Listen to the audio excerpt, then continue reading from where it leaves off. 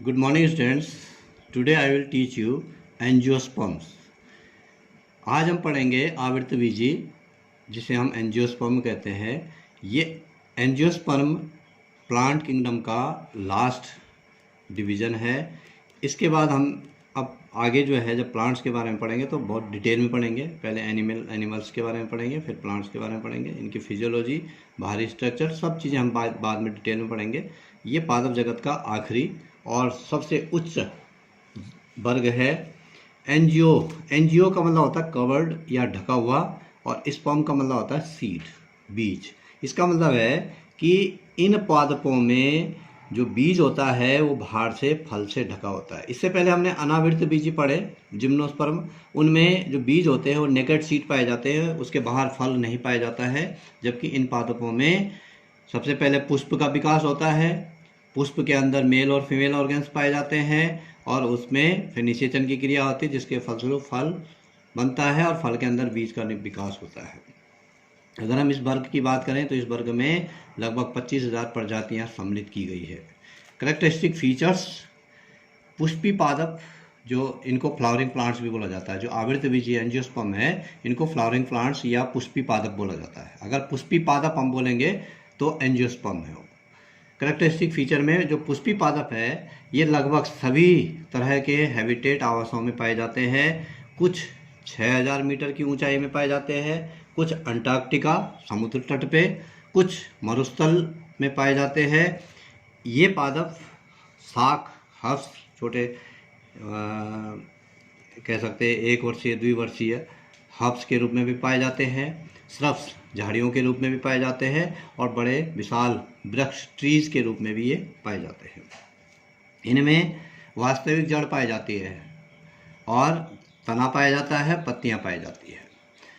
ये पादप जगत का सबसे अधिक विकसित, हम जब शैवाल से बात कर रहे थे तो शैवाल से जब हम आगे बढ़े, ब्रायोफाइटा थोड़ा सा डेवलपमेंट हुआ, ब्रायोफाइटा के बाद टेरिडोफाइटा में थोड़ा सा डेवलपमेंट हुआ, और जैसा एक प्लांट की जैसी संरचना जो है टेरिडोफाइटा में बनने लग गई, जिसमें कि जाइलम और फ्लोएम थे, लेकिन वो फॉल्स थे, इतने ज़्यादा विकसित नहीं थे। उसके बाद हमारे जिम्नोस्पर्म में उसमें और डेवलपमेंट हुआ। अब हम जो है आगे बढ़े तो एंजियोस्पर्म में आए तो यहाँ बहुत ज़्यादा विकास जो है प्लांट्स का हो जाता है। इसमें जाइलम और फ्लोएम जो होते हैं पूर्ण रूप से विकसित होते हैं। मीन्स जाइलम में जो 4 उसकी संगठक होते हैं उसके, वो चारों पाए जाते हैं। फ्लोएम में भी चारों पाए जाते हैं। का मतलब ये पूर्ण रूप से विकसित और फंक्शनल होते हैं।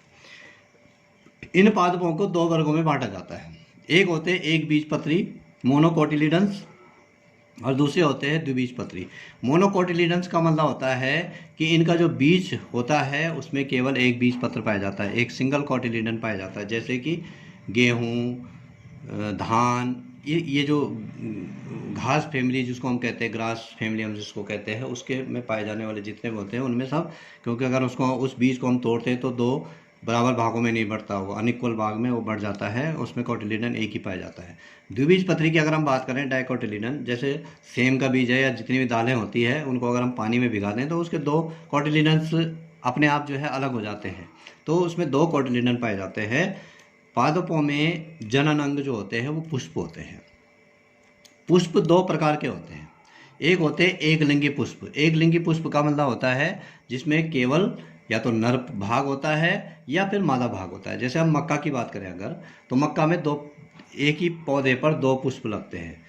उसकी जो ऊपर टॉप में जो बालियां होती है वो मेल पार्ट होती है, वो मेल फ्लावर होता है, उसमें केवल पुंकेसर पाए जाते हैं। बीच नीचे की तरफ जो थोता लगता है जिसपे बाल जैसी संरचना बाहर निकली रहती है, वो उसका फीमेल पार्ट होता है, वो फीमेल फ्लावर होता है, और उसमें केवल स्त्री केसर पाया जाता है।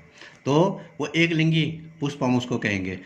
और द्विलिंगी जो पुष्प होता है उसमें नर और मादा भाग जो होते हैं, पुंकेसर और स्त्री केसर, एक ही फ्लावर में पाए जाते हैं, उसको द्विलिंगी या बाइसेक्सुअल उसको बोला जाता है। पौधों की अगर हम बात करें तो पौधे भी 2 प्रकार के होते हैं। एक पौधे ऐसे होते हैं जिनमें दोनों प्रकार के पुष्प लग सकते हैं, का मतलब वो जो है एक लिंगी पुष्प भी हो सकते हैं उसमें, मतलब एक लिंगी पुष्प उसमें जो है नर पुष्प भी होते हैं और मादा पुष्प भी होते हैं। एक पौधे ऐसे होते हैं जिनमें द्विलिंगी पुष्प लगे होते हैं, और एक पौधे ऐसे होते हैं जैसे हम मक्का की बात करें तो उसमें एक ही में जो है नर पुष्प भी लगे रहते हैं, मादा पुष्प भी लगे रहते हैं।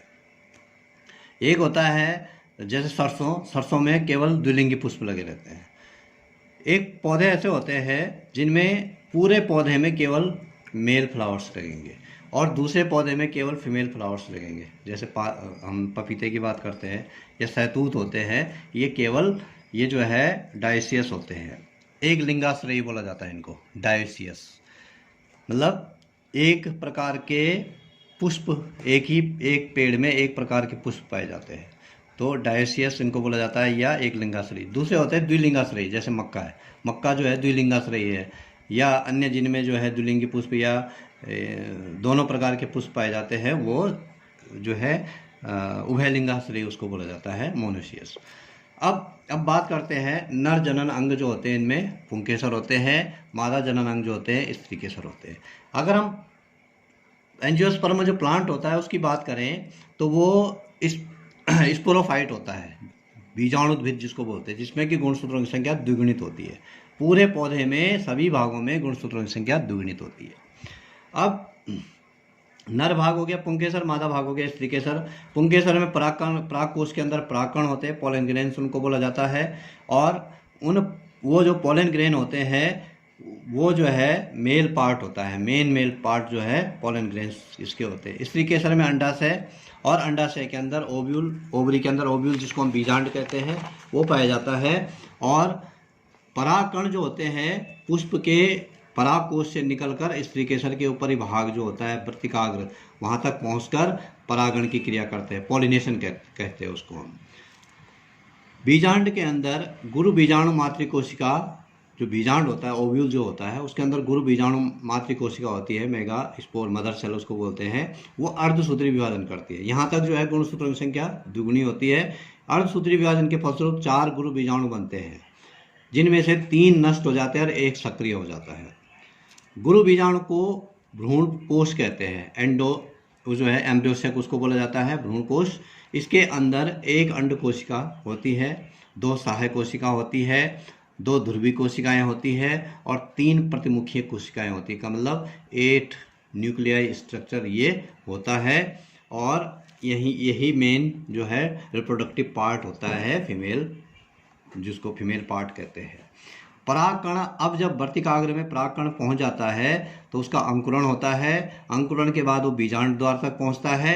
जब वो बीजांड द्वार पर पहुंच जाता है तो पराग नलिका में उपस्थित 2 नर युग्मक, जिनमें की गुणसूत्रों की संख्या 1 आधी होती है, वो तैयार होते हैं। एक नर युग्मक अंड कोशिका जो कि यहाँ भ्रूण कोश के अंदर पाई जाती है, उस अंड कोशिका के साथ जो है संलयित होता है, और जब उसके साथ वो संलयित हो जाता है तो युग्मनज का निर्माण करता है, जिसको हम जायगोट कहते हैं। जायगोट जब बन जाता है, दूसरा जो नर युग्मक होता है वो बीच में जो ध्रुवी कोशिका होती है उसके साथ संलयन करता है, क्योंकि ध्रुवी कोशिका में पहले से ही गुणसूत्रों की संख्या 2n है, नर युग्मक में गुणसूत्रों की संख्या n है, तो ये भ्रूण पोष का निर्माण करता है, जिसमें कि गुणसूत्रों की संख्या 3n होती है। त्रिगुणित जिसको हम कहते हैं वो स्ट्रक्चर बनता है। और ये जो क्रिया होती है, क्योंकि यहाँ पर निषेचन की क्रिया 2 बार हो रही है, तो इसको डबल फर्टिलाइजेशन या द्विनिषेचन इसको बोला जाता है। युग्मनज जायगोट से भ्रूण का विकास होता है और बीजांड से बीज का निर्माण होता है, अंडाशय से फल का निर्माण होता है। इस प्रकार से फल के अंदर बीज बन जाता है। अब अगर हम आवृतबीजी पादपों का पीढ़ी एकांतरण देखें तो जो हमने जिससे पहले जिम्नोस्पर्म या उससे पहले हमने टेरिडोफाइट पढ़े, लगभग टेरिडोफाइट तो उतना ज़्यादा नहीं, लेकिन जिम्नोस्पर्म के जैसे इसका जो है पीढ़ी एकांतरण होता है, अल्टरनेशन ऑफ जनरेशन। पौधा जो होता है बीजाणुद्भिद होता है, स्पोरोफाइट 2n होता है। 2n में क्या होता है, मेल फ्लावर और फीमेल फ्लावर लगते हैं, या मेल स्त्रीकेसर फीमेल और पुंकेसर मेल लगता है। उसमें परागकण होते हैं जो कि अगुणित होते हैं, सिंगल एन होते हैं। उसमें बीजांड बनता है जिसमें कि अंड कोशिका होती है, वो सिंगल एन होता है। उसमें जो है अंड कोशिका n, नर युग्मक n, इन दोनों का संलयन होता है तो जायगोट बनता है। जायगोट 2n हो जाता है। अब जायगोट से ये जो स्टेज होती है जहाँ पे कि ये बनते हैं परागकण या नर युग्मक अंड कोशिका बनती है, इसको युग्मकोद्भिद बोला जाता है। गैमेटोफाइट इसको बोला जाता है। गैमेटोफाइट से फिर जो है स्पोरोफाइट बनता है। ये अल्टरनेशन ऑफ जनरेशन जो है इसमें चलती रहती है।